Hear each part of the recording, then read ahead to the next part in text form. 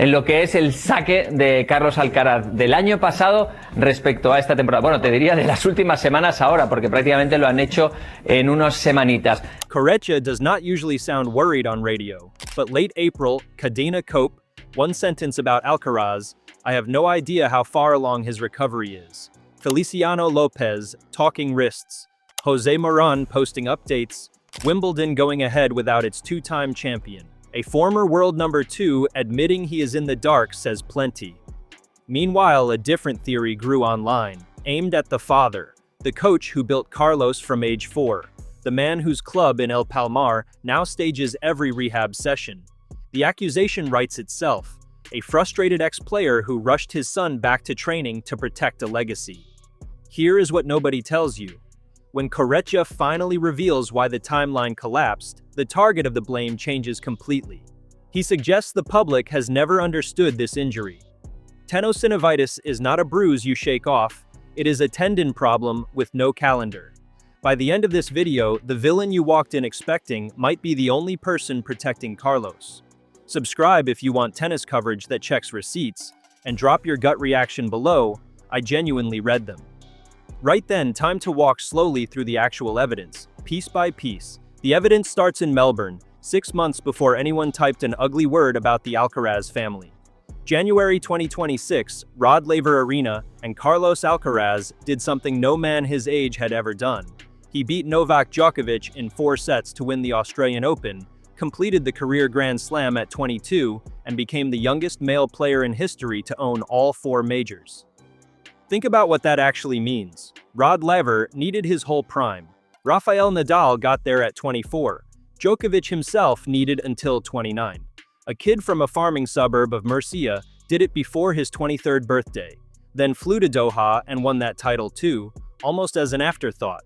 At that moment, his celebrity machine was running at full throttle. Babolat had signed him at 10 years old, before he had even hit a growth spurt, and that racket deal has followed him from junior courts in Spain to 7 Grand Slam trophies. Nike builds entire campaigns around his outfits. His US Open kit for this summer already leaked online months in advance, which tells you something about demand. Sportswear leaks only happen when millions of people care what a player will wear before he has confirmed he can even play. Sponsors do not leak gear for injured athletes they doubt. They leak it for kings they expect back on the throne. Except the throne had already started wobbling, and here the hungry challenger enters the frame. Jannik Sinner had spent the spring circling.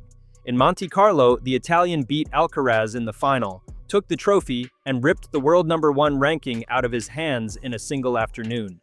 That defeat stung more than a normal final. Sinner is not just a rival, he is the other half of the defining rivalry of this generation, a man Alcaraz has faced 17 times and leads 10-7. Every point between them carries the weight of an era. So when Alcaraz arrived in Barcelona in mid-April, he was a wounded king in the rankings sense already, desperate to respond on home soil, on the clay where he had built his legend. April 14th is the date that broke the season. First round of the Barcelona Open against Otto Virtanen, a match Alcaraz won comfortably in straight sets. Routine on the scoreboard, anything but routine on the court, because midway through he called a medical timeout and had his forearm treated. Fans in the stands barely registered it. A rub, a wrap, play on. Within hours, the picture darkened. He withdrew from the rest of the tournament citing a wrist problem nobody could name yet, and then the dominoes started falling in a sequence that got scarier with each announcement. Madrid, gone. Rome, gone, a title he was defending. Roland Garros, gone. Another title defense abandoned before the draw was even made. By May, the unthinkable arrived. Queens and Wimbledon both scratched, meaning the 2-time Wimbledon champion and defending finalist would watch the grass season from his couch in Murcia. Journalist Angel Garcia of Cadena Cope eventually put a name to the monster: tenosynovitis, an inflammation of the tendon sheath in the right wrist. The first scan looked manageable.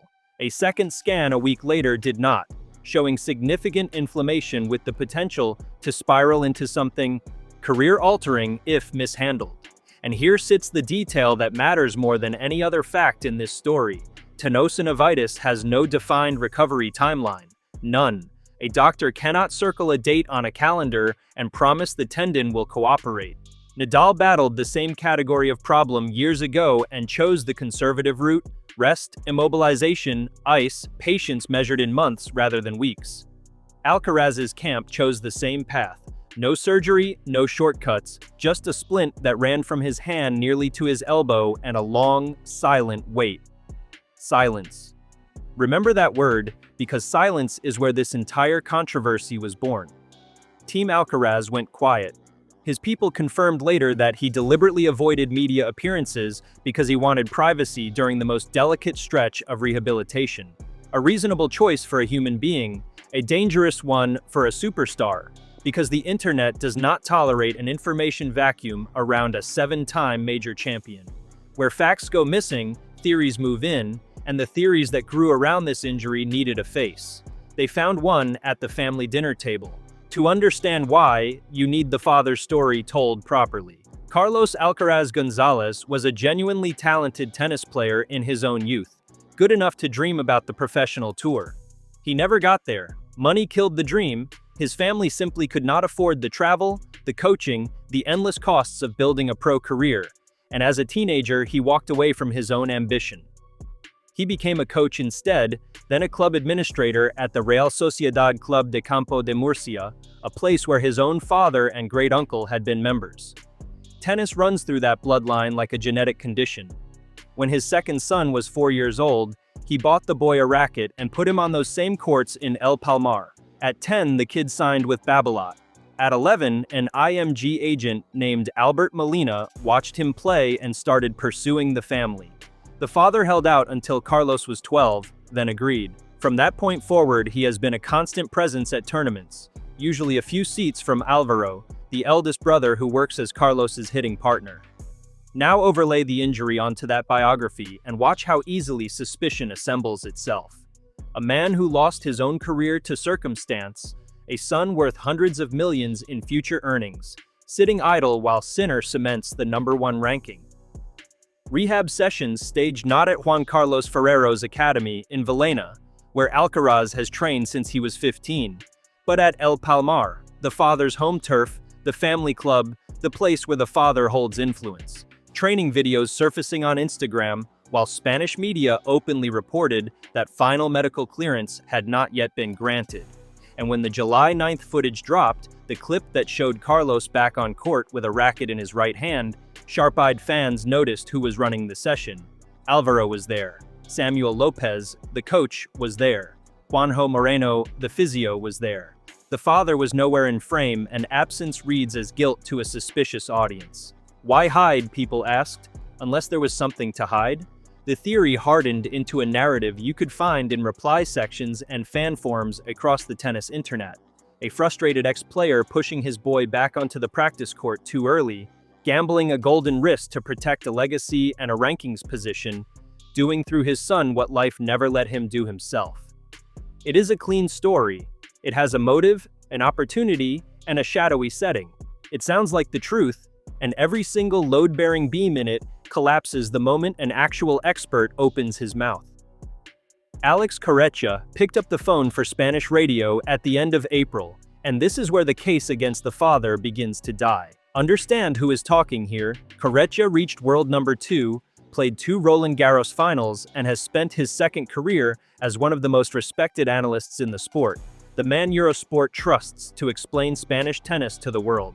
When he discusses a wrist, people in locker rooms listen, and his message delivered across those radio appearances was not an accusation aimed at anyone in Murcia. It was a shield raised in front of them. Maximum patience, he said. Focus on the day-to-day. Let the tendon heal as well as it possibly can, and do not set a specific date. He went further and, this next part is the sentence that should have ended the conspiracy on the spot. There is no need to pressure Carlos about his return date. He should come back when he feels ready. Read that again slowly. The supposed bombshell insider was publicly begging the world to take pressure off the player, which is the exact opposite of what you say if you believe the family's applying pressure from inside the house. His honesty about the fog was just as revealing. Corretja admitted openly that he had no idea how far along the recovery actually was, that he wanted Carlos back as much as any fan, and that in his view, the team was respecting prudent timelines it had set for itself. Announcing the Roland Garros withdrawal so early, he argued, was itself proof of calm. You only surrender a Grand Slam title defense weeks in advance when you have decided that healing outranks glory. Then he explained the part almost nobody watching from outside had grasped, the reason he doubted Wimbledon from the start. Grass punishes wrists, the ball skids low and arrives faster, serves come through hotter, and players get forced into awkward, reactive movements that load exactly the tendon Alcaraz was trying to protect. Rushing back on that surface would be closer to sabotage than ambition. His verdict, stripped to its core, was that the public simply did not understand this injury. Not the anatomy, not the absence of a timeline, not the stakes of getting it wrong. He was not alone on that broadcast. Feliciano Lopez, three-time Wimbledon quarterfinalist and now the Madrid Open tournament director, revealed that he had suffered a practically identical injury during his own career and described the wrist as one of the most treacherous joints in tennis, a dense little machine of small bones, tendons, and sheaths where inflammation lingers and relapses punish impatience brutally. Two decorated Spanish professionals, both intimately familiar with the tour, both preaching the same gospel of caution, neither hinting, even faintly, at recklessness inside the Alcaraz camp. And once you know what caution actually looks like, the so-called suspicious evidence flips its meaning entirely. Those early training clips that theorists waved around as proof of rushing? Watch them properly. Alcaraz was hitting balls left-handed. His right arm, the money arm, stayed completely out of the action while he used a technique called cross-education, training the opposite limb to keep his nervous system sharp without loading the injured joint. That is not a shortcut, that is textbook, borderline obsessive rehabilitation discipline. At the end of May, a video went viral from his holiday in Portugal, shared by the Tennis Letter, showing him with a dramatically smaller wrist support after weeks in that near-full arm cast.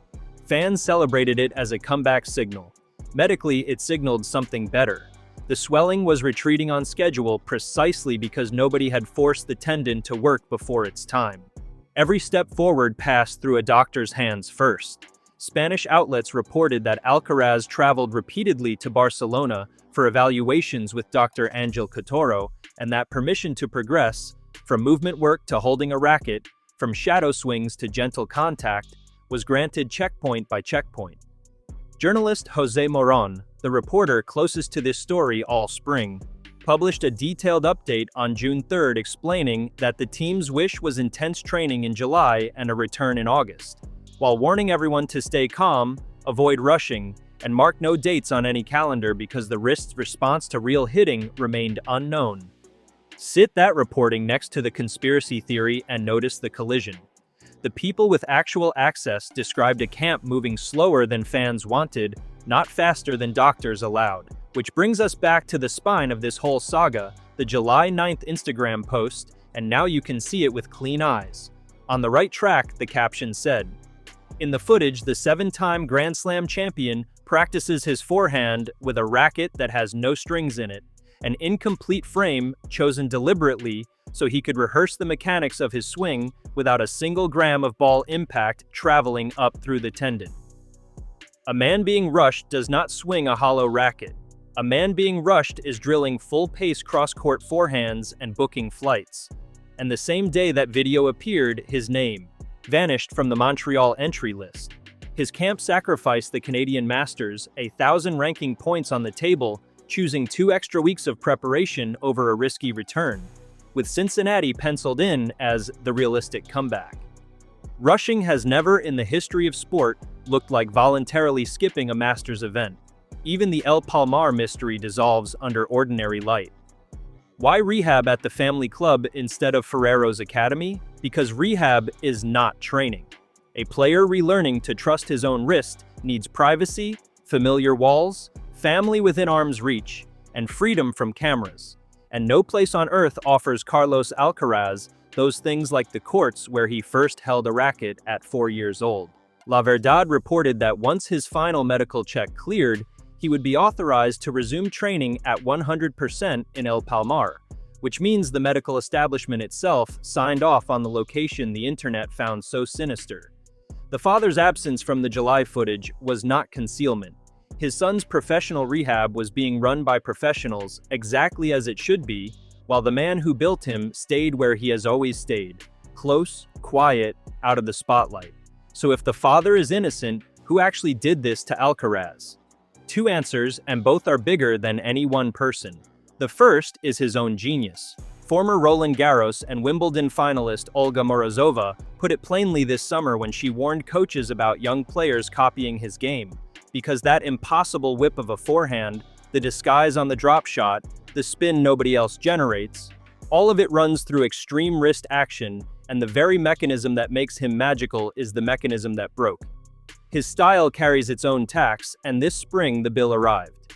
The second culprit is the calendar he now stares down. While he swung his stringless racket, Sinner marched through the Wimbledon semi-finals against Djokovic, tightening his grip on number one. Alexander Zverev, hungrier than he has ever been, won Roland Garros in Paris over Flavio Cobolli, reached the Wimbledon final, and climbed within touching distance of the number 2 ranking. Alcaraz must defend 3,000 points from his Cincinnati and US Open titles almost immediately upon return.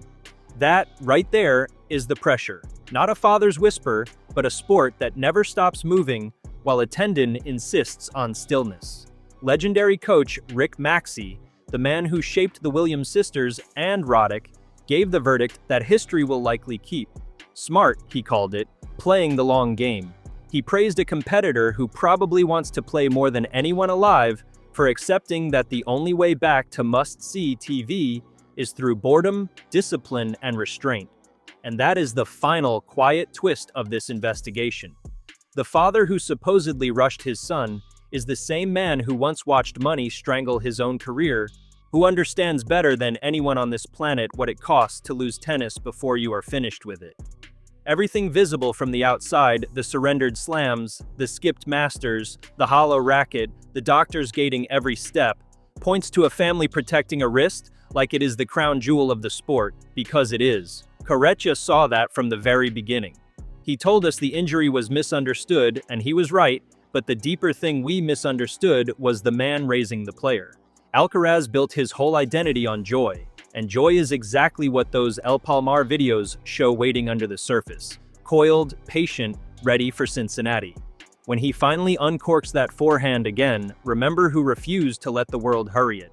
If this breakdown changed the way you saw this story, hit subscribe, drop a comment telling me whether you bought the theory before today, and share this with the fan who still believes it, because somebody owes a quiet apology to a father in Mercia.